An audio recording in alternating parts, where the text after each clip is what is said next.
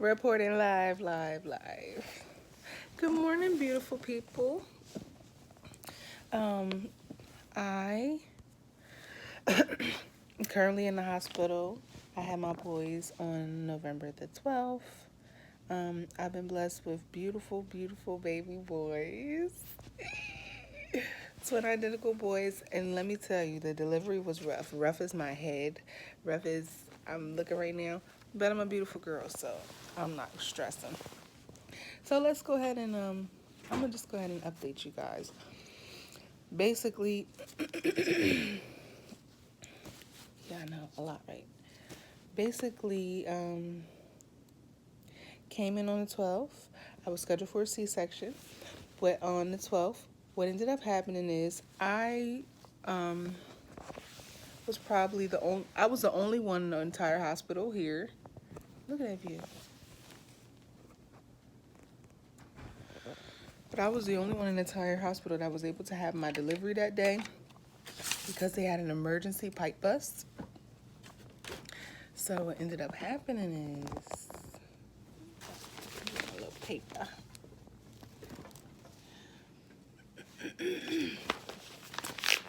What ended up happening is I go and I come, me and my husband and we come. Um, we had the C-section, and let me tell you, that was not easy. Um, this whole twin process was not easy at all. But what ended up happening is it was beautiful. Went into the OR room. Well, first, of course, you come in, they scrub your belly, they make sure you're good, they set you up, put your IVs in, everything. Now with my daughter, I was natural, so it was kind of the same process. The thing about my daughter was I was induced. I was 41 weeks when I delivered her. Um, so what ended up happening is um, they set you up back to the C-section. They set you up in a room. Um, they make my husband put on his scrubs, put on everything. All right, here comes the time. So I go into the OR room, and I'm nervous a little bit already because it's kind of this is the second surgery I had, in a year. The second time I've been in the OR room. So for me, it was kind of like I'm here again. I go, I lay down, and what they do is they explain to you that they're going to give you an epidural. They ask you if you want one. Of course, I wanted one. Got the epidural. Once I got the epidural, they also said that they're going to give me an anesthetic because you kind of have to feel the pressure and everything. So they did that. Once they did that, what ends up happening is um, they test my stomach to make sure I can't feel anything. Well, I could feel the knife. So they put the knife in me. I'm like, I can feel that. They're like, you can still feel that? Yes, I can still feel everything. With me, I need more to get rid of the pain. My body's a little bit different. My body's not like everyone else's. So the epidural didn't work for me. The anesthetic didn't work for me. They ended up having to knock me out cold. They put a mask on me. As soon as I put the mask on, knocked out, going. So I'm knocked out. I don't know what's going on, obviously. My husband and my dad and all of my family, I have a lot of family that came. They're all like there for supporting me. I have a lot of family. I have a lot of support. So my husband is in the room, and all of a sudden, I wake up to my husband screaming at me, and the nurse is yelling. And I'm like, what's going on? And they're like, you lost a lot of blood. And I also had a mild seizure. So that was kind of scary knowing that. I dealt with that and knowing that my husband had to deal with that and seeing how frustrated he was and how nervous he was. And he's just yelling, wake up, wake up, wake up. And I'm like, cold. The whole room, my whole body is just frozen. I feel it's like a brick in there. And they're like, yeah, a normal pregnancy loses 1,000 uh, liters or milliliters or something. I think it's liters, and I lost 2,600. So I could have died. And the funny thing is, all week, like I was telling my best friends, all week I had been feeling a warning. Like God was warning me something was gonna happen. Something was gonna happen. Prepare myself. And I just kind of always I would get weird feelings. Um, and God warns the people that He loves. He warns His children. He loves everybody, but He's definitely gonna warn someone that serves Him. And I do serve my God. I do praise my God and thank Him. And He warned me, and I kind of knew that something may have happened. I just didn't tell anyone because in my mind, twins being here is more important than me being here. So I kind of kept it to myself all week. And I just let God handle it. Let go and let God. What ended up happening is lost so much blood, but I was okay. I ended up having to. My temperature was obviously low. My blood count has to rise again, and they were monitoring me real closely. Nurses, doctors were asking me so many questions, wondering how I'm still here because I lost so much blood, and the grace of God, and that's what I say.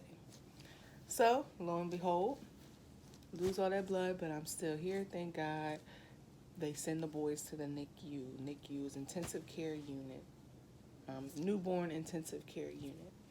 And the reason being because, like I've been telling you guys, I had twin transfusion syndrome at 26 weeks. And I had that procedure done at Children's Hospital. So they were a little weary. And they already kind of told me they already been monitoring me 2 and 3 appointments a week, letting me know twin B is smaller, so it's a high chance that he'll be in the NICU, absolutely, but they're not sure if both of them would be. So, my twins are named Benjamin and Bentley, and Benjamin is the bigger twin. He came out at 5 pounds, but babies lose weight when they come out. So now he's around 4. Bentley came out at, I think, 4. Now he's at 3.4. So they want to get him at a healthy weight. They want to get him at least 5 pounds. They want to make sure they can keep their temperature. They want to make sure they can swallow on their own, because right now they're on feeding tubes. But hallelujah, no oxygen. And it's just wonderful. I'm at ease because I know that they're getting taken care of. I'm not at ease at the fact that I know I can't take them home, and today is my day of discharge. Today is the 15th of November, 2018. And I'm getting discharged today, and I don't know how I feel about leaving my babies here. I don't know.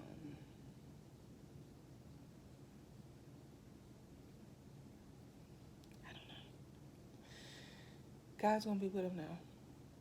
And I'm not going to compromise. I'm not going to stress. And I'm not going to worry. Because all of this process and the pregnancy and being nauseous the entire time and not being able to eat anything that I really enjoy, and the procedure that I had to go through, and all of this and the syndrome that they had was worth something. It was all this was to prepare me for the blessings that were coming. So I know that these boys will be blessed. Even the doctors are amazed. The nurses in NICU, they're wonderful here. And they're like, look, I'll tell you the truth. Blacks heal faster than any other race. Our black women heal and get out of NICU fast. Our black men then heal. Our Hispanics, and then it's the whites. And that amazed me. But they did say it's the melanin, and they're not really sure why, but the black women really pulled through it out of NICU. I mean, the black little girls. And so they made me feel happy. I'm like, okay, it doesn't really matter their race. They're covered in the name of Jesus. They're fine. They're favored. So I'm just expecting them to be home in the next 2 weeks to a month. But trust me, I will be here every day, at least 3 times a day, to monitor them, to be there when they're feeding, do their feeding tube. I'm currently trying to pump, but to tell you the truth, it's very difficult. I did deliver early, that 34 weeks. They are considered still premature twins, and with that being said, and with that, I have to literally kind of force the milk out. Pump, pump, pump, hand expression, hand expression. And I did that all day yesterday and the day before, and I ended up having 1 drop of milk. But I'm not going to give up. I'm going to continue. And I gave them that drop of milk. I sure did give them that drop of liquid gold, honey, because they still need it. What are breasts for? Everybody forgets.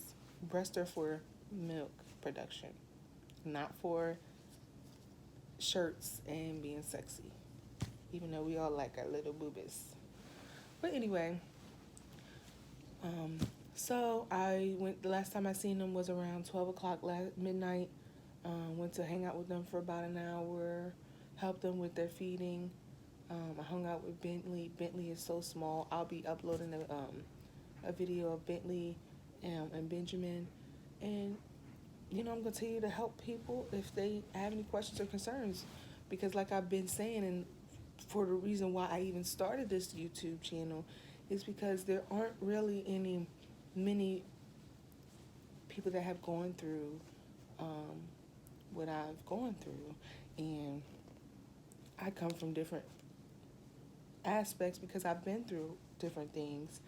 So I love to help. I want to help. Any questions, any concerns, please ask me about twin transfusion, about NICU, about what to expect with the C-section, even with natural birth, about induction, being induced, because I was induced.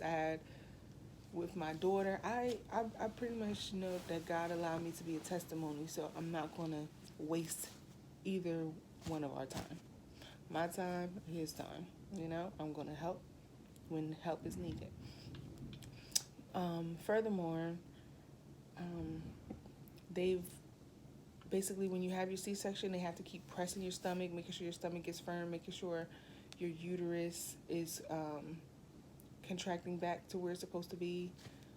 So that part does hurt a lot. Also, the incision, they gave me what's called a bikini incision, which is small.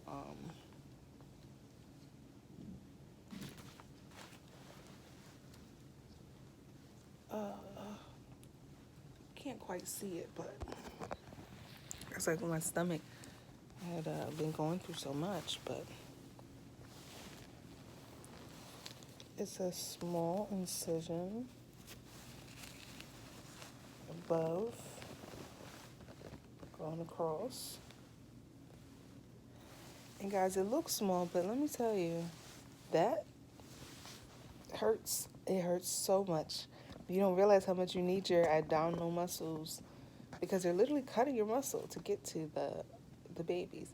You don't realize how much you need them until you don't have them. I'm talking laughter, a cough, everything. It just bothers me. It hurts. I'm very tender. Even going to the bathroom. This is the bathroom. Is like right around the corner. Even going to the bathroom is a task. Takes about a good 2 minutes to walk there, and I have to have help and assistance. So I just been relaxing myself. I'm off work for a little while. I've earned it, thank God. I'm definitely going to catch up on my FMLA. Definitely have to make sure their insurances, they're listed under my insurance, and catch up on their paperwork, and catch up on everything. When you have 2, it's just like when you have 1. You have double the paperwork, double the costs. Of course, it's going to be double the co-pays, but God bless me for a reason. Interesting thing, my my stepmom's daughter actually had her twins I think this morning as well. So, and they're boys as well, but they're not identical. They're fraternal. But it's it's going to be interesting. They have their birthdays 3 days before my twins' birthday, which is kind of cool. Um, as far as any future pregnancies, right now my head is I want to get my tubes tied, but I feel like things keep happening to where I can't get them done. At first, I had told my doctor, this is what I want. I want to get my tubes tied. Okay, that's fine. You have to talk to your insurance to see what the process is. Okay, cool. I let them know the 30-day before that they said, but it still wasn't enough notice, and they didn't feel comfortable doing the procedure while with me having a previous surgery already. So they said, okay, originally, well, you can't get it done as soon as, when you have the thing, which I'm confused about because I'm pretty sure any other person would be able to. Now they're saying I have to wait 12 weeks due to everything that happened with the blood loss and everything. So I'm disappointed because I just kind of feel as if I don't want to risk having another set of twins. See, but the thing is, when you have one set of twins, one set of multiples, it's easier to have another set.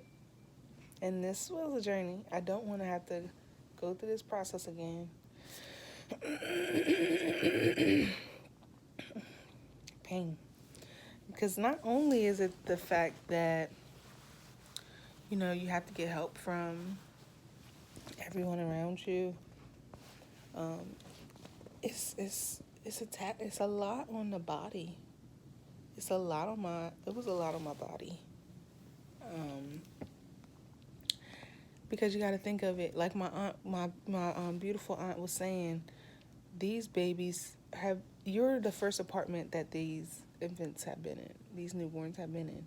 And just like any apartment, there's going to be wear and tear on the inside. So those 8.5 months, or 8 months, and I think it's like 1 week, 34 weeks, they're living in you. This is their home. So, it's going to be wear and tear. It's going to be little complications and things.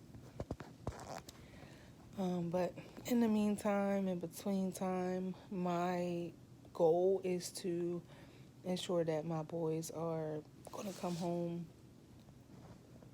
as soon as they're healed, as soon as they're ready. And I'm going to take the time to just spend with them, make sure their home is everything secure for them. And another thing, when it comes to twins that are born a little earlier and they're premature, you have to have car seats that are 5 pounds. Well, zero. That are less than 5 pounds, not 5 pounds to 40 or whatever. It has to be less than 5 pounds because they have to be a little more secure and they're smaller. What they do is something called a car seat test to make sure that they'll be safe in the car seats, and you have a safe car seat, and you actually are not neglectful in that area, which is great.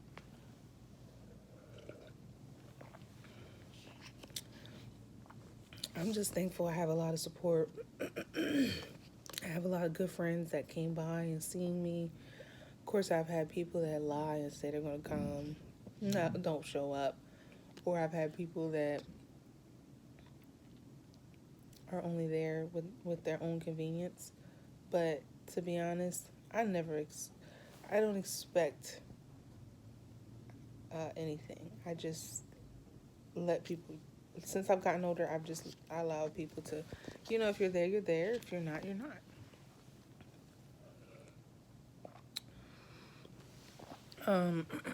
A realistic thing to think about is not everyone understands having a twin pregnancy, especially if they don't have never had a pregnancy period. So I've had people tell me how irritable I am, and why this, I have attitudes, but they don't understand the process. They don't understand the hormones. They don't understand these are two bodies you just brought in.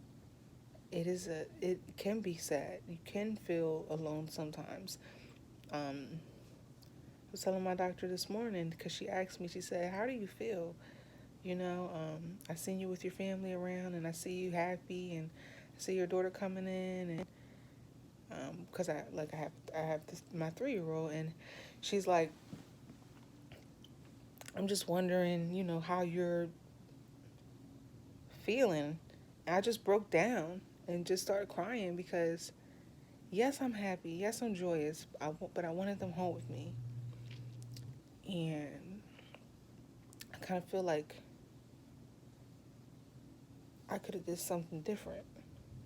But the key is not to blame myself. The key is to keep my head high and realize that all things happen for a reason. With me having a C-section, had I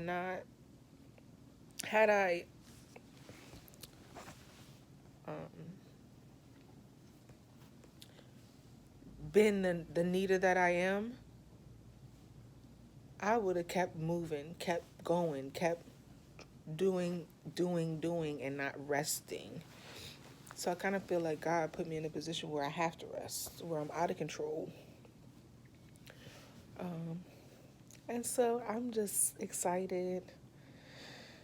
I'm sometimes happy, sometimes sad, but that's part of the process. I'll be fine. I'm praying God is going to remove any doubts in my head. But like I said, if you guys have any concerns, any questions about anything, twin transfusion syndrome, identical twins, the appointments, the anything, I'm more than willing to help because I've been there, and that's our job. Our job is to experience things, let people know of the history of it so it can be improved.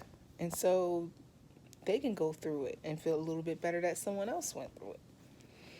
So I'll catch you guys later. Try to upload another video sometime today with the boys, so you guys can see my handsome men. I'm just appalled at God's work. I mean, these little boys are here after all that. So you guys have a wonderful day, wonderful morning. Catch you later.